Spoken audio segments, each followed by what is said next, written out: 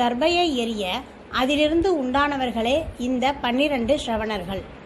பிறகு நான்முகன் யமனிடம், தர்மராஜனே, இவர்கள் பிறந்து அழியும் எல்லா ஜீவன்களின் பாவ புண்ணியங்களை அறியும் வல்லமை பெற்றவர்கள். இவர்களின் துணையோடு பாவிகளை தண்டித்து புண்ணியவான்களை ரட்சிப்பாயாக என்று அருளினார். அதன்படியே யுகங்கள் தோறும் நடந்து வருகின்றது. ஸ்ரவணர்களை உபசரிக்கும் முறை.